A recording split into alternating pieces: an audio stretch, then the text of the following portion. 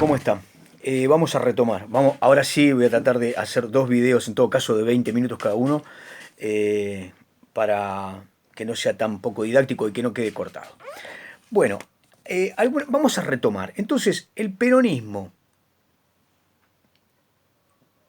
que no nos debe llevar a una cuenta de cuántos peronismos hubo. Está claro que hubo varias etapas del peronismo en el poder. Lo importante de esta mirada que tenemos que hacer macro, de perspectiva, es que el peronismo como principal órgano político movilizaba en el poder o en la oposición lógicas que lo convertían en protagonista central, en actor central. Eh, digamos, en algunos procesos el peronismo se convierte en fuerza centrífuga o centrípeta según sus intereses. Eh, es dable escuchar del lado de la oposición, que no es la mirada que tenemos que hacer ahora, esto de que el peronismo actúa con instrumentos de conspiración, de desestabilización, jugando procesos de adunamiento, de acumulación de poder en estructuras que van desde los trabajadores a los empresarios, por lo menos en las últimas décadas con seguridad. Bueno, retomemos. El peronismo, tenemos la primera etapa, 43-55 dijimos. El peronismo fuera del poder, desde el exilio, donde se multiplican los peronismos y donde aparece, cosa que creo que no les mencioné en la entrada anterior, eh, todos estos órganos que son políticos, pero que son instituciones separadas del Estado, en el caso de la Iglesia, o en el caso de las agrupaciones, organismos de intereses que pueden formularse desde las academias, desde los intereses profesionales. En este caso estoy pensando en la derecha, que no les mencioné y merecía un pie de página, y la Iglesia por otro lado. Entonces, las Fuerzas Armadas son constitutivas de los intereses del Estado y de hecho son parte sustancial de la estrategia en los años 40, 50, 60. Tomemos el caso de la Iglesia. En este periodo que va del 46 al 55 ya lo tramamos. Ahora, la Iglesia en sus estratos más altos, digamos, de mayor concentración de poder, el episcopado, digamos, la arquidiócesis y los prelados que tienen contactos con este, el papado y a su vez articulan políticas continentales, desarrollaron políticas fuertemente antiperonistas. No obstante, el bajo clero siempre tuvo una cercanía con el peronismo, más allá de esta ruptura de mediados de los años 50, y lo que quería establecer acá como elemento que no mencioné es que una parte de la iglesia, a partir del Cámara y el nacimiento de la iglesia del Tercer Mundo, es ese sacerdotado, digamos, que se incorpora a la Argentina por centenares y que hacen un voto por la pobreza y que algunos tienen como referente a Camilo Torres. Entonces, esta iglesia del tercer mundo produce en la Argentina un diálogo en los años 70 y se incorpora en muchos casos como elemento galvanizador y directivo en la difusión, en el pensamiento, sobre todo en la... A ver, en la delineación de los cánones filosófico-políticos de muchas de las juventudes que después van a operar como dirigencias en diversos grupos. Muchísimos en la universidad dialogan con la iglesia, en los grupos armados, en fin. Hay un buen diálogo entonces ahí entre cristianismo y marxismo operado por estos curas. Mujica tal vez sea el más conocido de este conjunto de operadores ideológicos que desde una institución que había sido antiperonista fuertemente en los años mediados de los 50, después tiene por una de sus, digamos, una de sus derivaciones o de sus cuerpos, si ustedes quieren, combatido por el propio episcopado, digamos. Están todos los textos que hablan el debate previo al papado de Francisco acerca de él, Jorge Bergoglio, defendiendo o no a estos curas, a Jalil, etcétera, de la represión, ¿no? Este, entonces ahí empezamos a tener estas vías, ¿no? En qué parte de la iglesia fue delatora y qué parte de la iglesia estuvo junto al pueblo en esa expansión revolucionaria, en ese gran atmósfera de cambio y movimiento hacia el cambio, eh, y que finalmente, digamos, fue perseguido, asesinado, el cura Angelelli y tantos otros. Bueno, después vamos a tener lo mismo, un conjunto de obispos siendo el ejemplo en la lucha por los derechos humanos y un conjunto de obispos estando justamente en bambalinas tras el poder, siendo confesores de los propios genocidas. Bien, quería decir esto. Lo otro, la derecha, es decir, dentro de la derecha, de los grupos claramente neofascistas, neonazis, eh, que optaban por la regeneración política a través de la violencia, si la violencia era redentora de las almas del pecado, eh,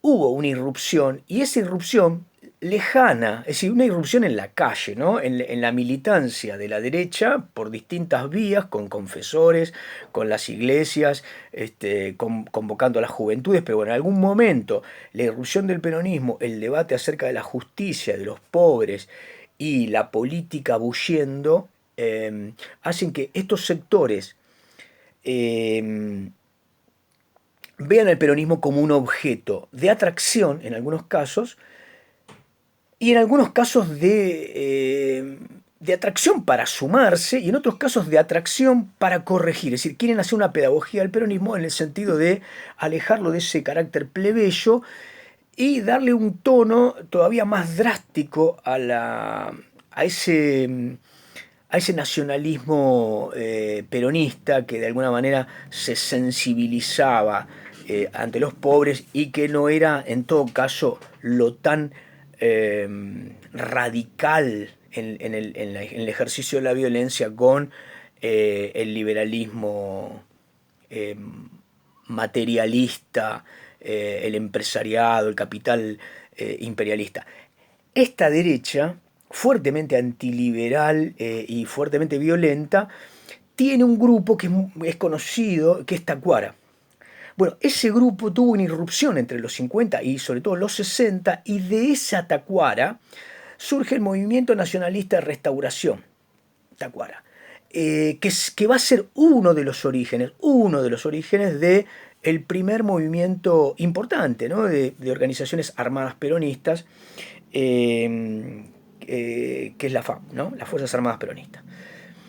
Bien, después nutrieron otros grupos y hubo una cantidad de diálogos entre estos sectores que fueron de la violencia de la extrema derecha a la violencia de la extrema izquierda en muchos casos, sin querer con esto, digamos, desmantelar el armado ideológico de unos y de otros grupos. Hay en un clima de violencia préstamos y combate por doquier. Pero ese es otro interlocutor del peronismo por afuera del peronismo que se va sumando y que yo no se los había mencionado con el énfasis que necesitábamos y que está en el esquema. Muy bien.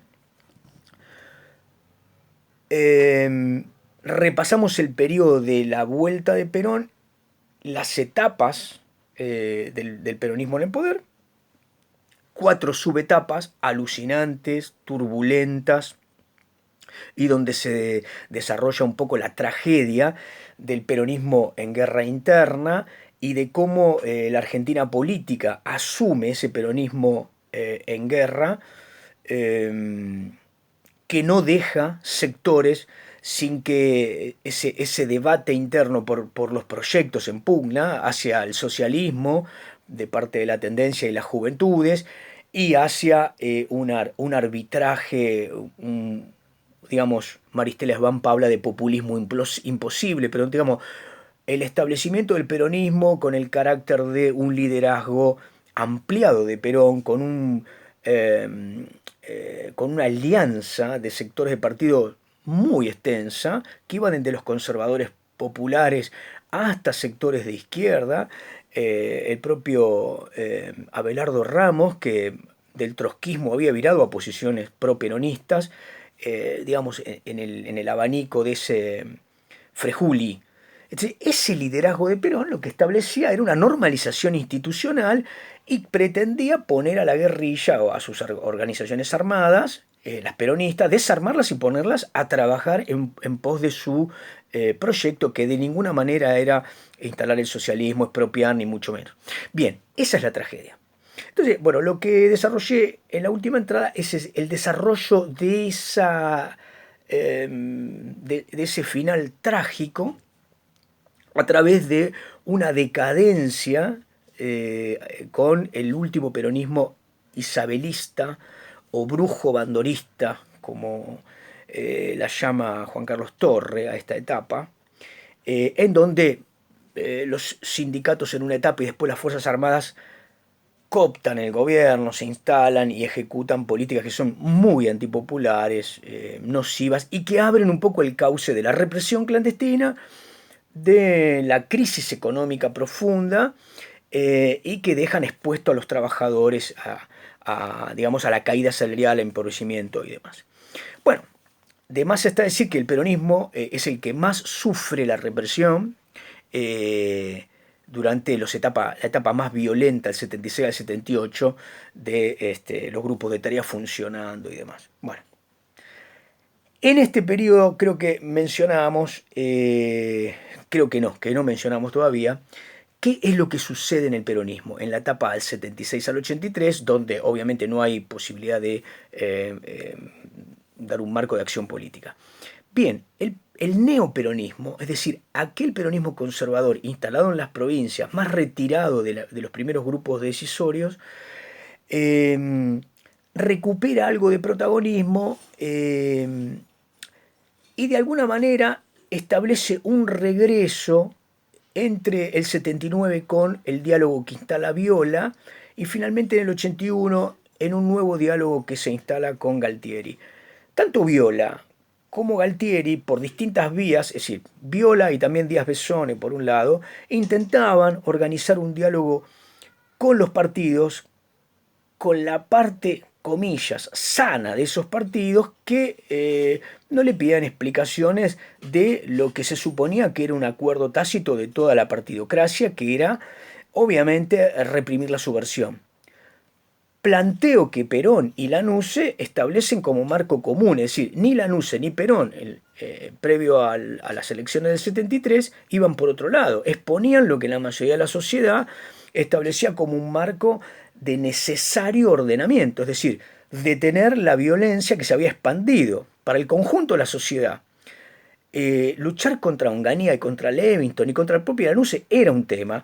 Ahora, llevar la violencia en términos cotidianos hacia toda institución, en cualquier instancia civil y multiplicarla hasta, digamos, la toma de regimientos y los asesinatos de conscriptos y demás, configuraba un escenario que en general el conjunto de la sociedad